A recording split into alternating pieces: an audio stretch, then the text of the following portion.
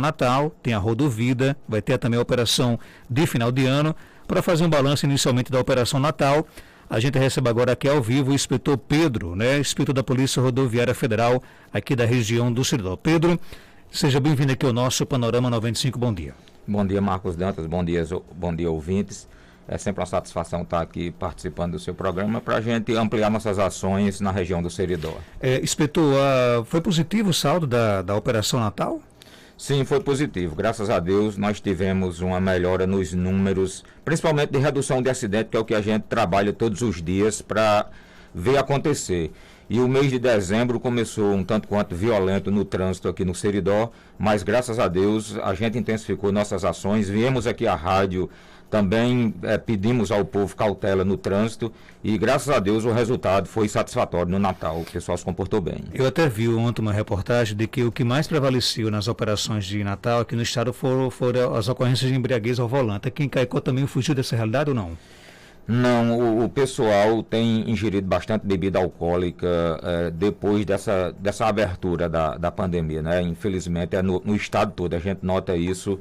Nós temos feito bastante comandos de alcoolemia, principalmente nos finais de semana noturna aqui em Caicó. E os nossos colegas, chefes de delegacias, assim como a seção de operações, também têm ampliado essas ações de combate à alcoolemia no estado e tem pego bastante gente dirigindo após ingerir bebida alcoólica. Você tem números da operação aqui no Seridó? No Seridó, nós fizemos 1.075 testes agora em dezembro. Desses 1.075, 39 foram autuados ou por constatação ou por recusa.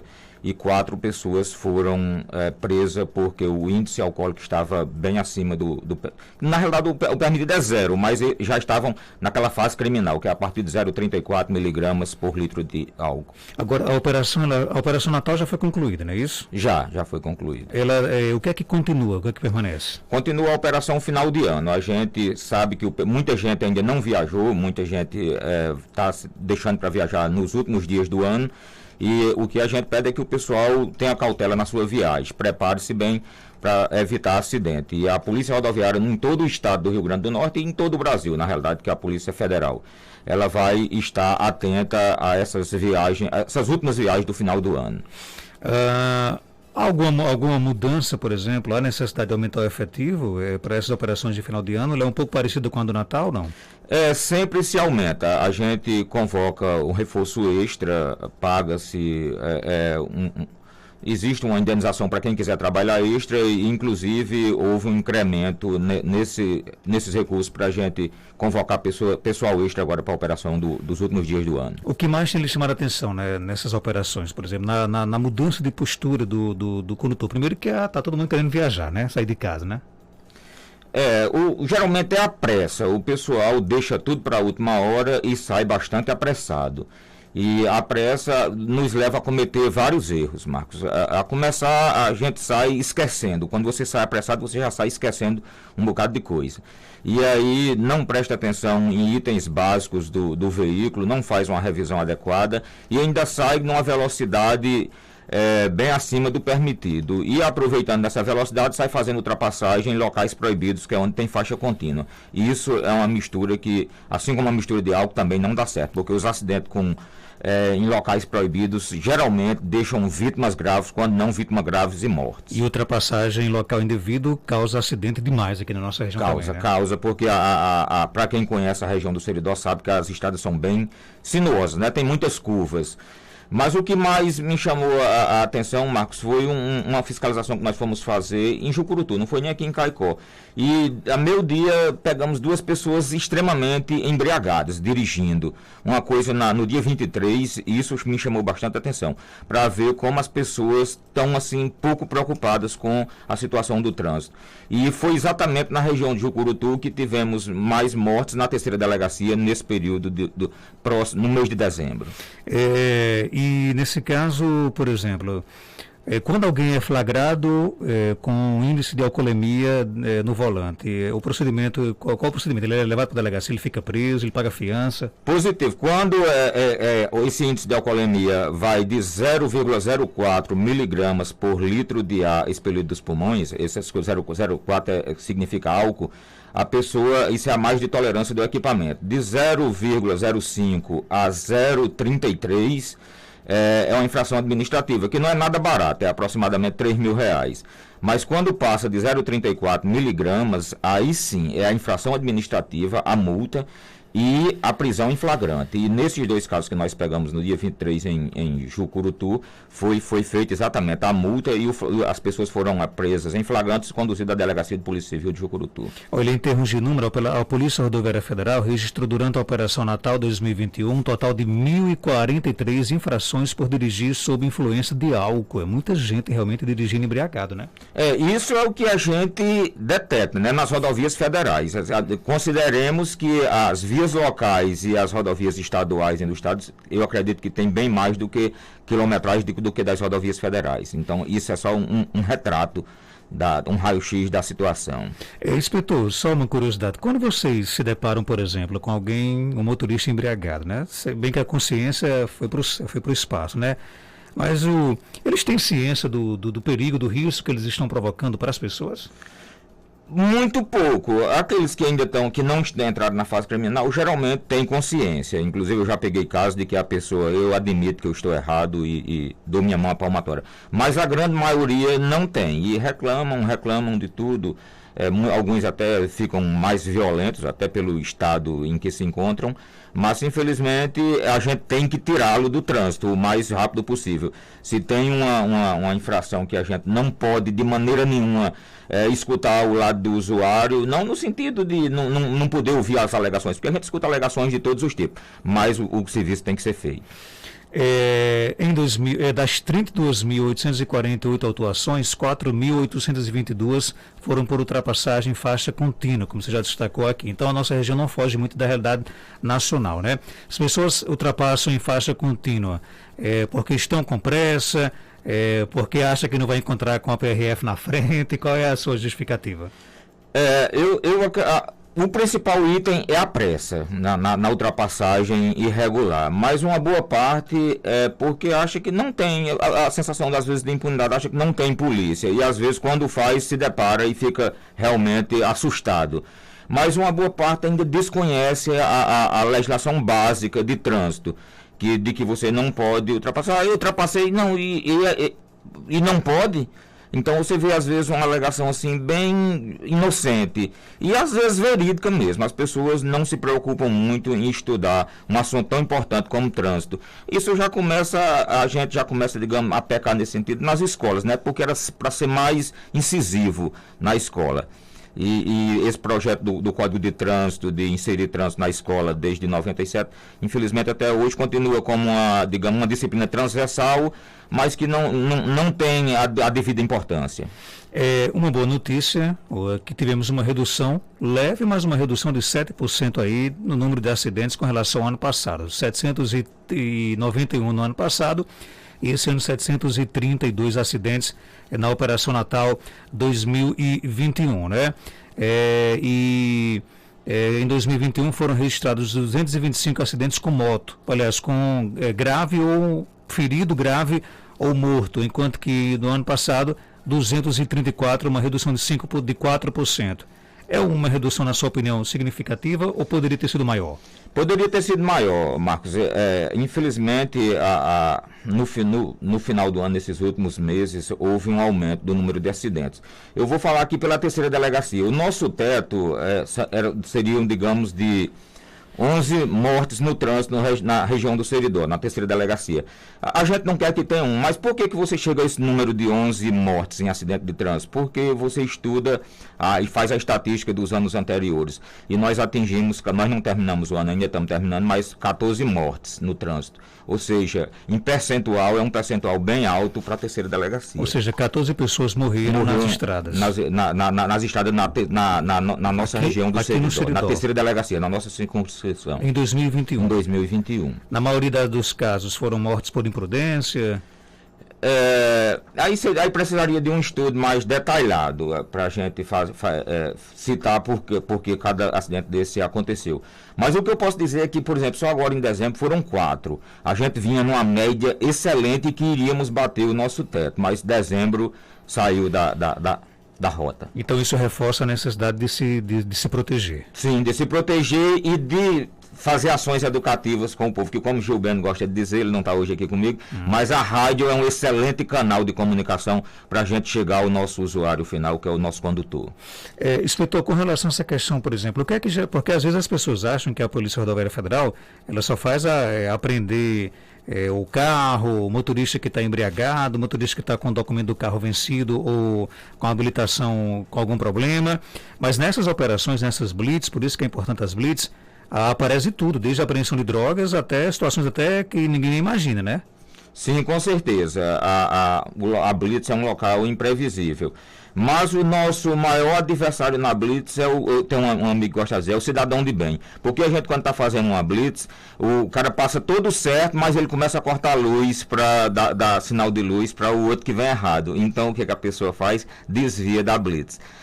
Infelizmente, as pessoas ainda não têm essa consciência de ajudar a polícia, porque quando você tira um cara embriagado, um condutor embriagado do trânsito, você está ajudando a sociedade de uma maneira geral. Quando você tira um criminoso de circulação, você está ajudando a sociedade de uma maneira geral. Então o que a gente pede é que a sociedade nos ajude, porque só a polícia é pouca para fazer o trabalho completo. Se toda a sociedade não tomar consciência dos seus deveres enquanto cidadão e não passar a contribuir de forma proativa com as forças de segurança, fica muito difícil o trabalho. Avisar blitz é crime? É crime, sim. É atentado contra a segurança pública. Isso, inclusive, não é nem detenção, é reclusão. É um crime até grave. Às vezes, eu já peguei casos que levamos, nós já pegamos casos que levamos, o delegado fez realmente por atentado contra a segurança, e outros o delegado fez um TCO ali, achou que a coisa era muito grave. Mas avisar a blitz é crime, sim. Não, eu pergunto isso porque até grupos de WhatsApp existem, né? Existe. E assim, eu não quero ser aqui o baluarte da ética, mas eu me recuso, inclusive, de participar de um grupo como esse, né? As pessoas que participam de grupos como esse, de WhatsApp, para avisar blitz, né, da Polícia Militar, da Civil, da PRF, elas podem também ser responsabilizadas? Sim, pode. E se for provado, inclusive aconteceu um caso comigo aqui em Caicó, a moça informar, inclusive eu já avisei para todo mundo que vocês estão fazendo a blitz aqui. Eu digo que por isso a senhora está presa em flagrante. Será foi presa em flagrante? Ela foi presa em flagrante e conduzida à delegacia. Porque ela avisou que tem um blitz? Sim, ela não só avisou, como me avisou. Sim, ela lhe avisou que Sim, tinha avisado. Que tinha avisado. Olha, você veja, por isso que é bom aqui a gente sempre destacar, né? De que às vezes as pessoas acham que estão fazendo um grande favor. E na realidade estão prestando um desserviço à sociedade.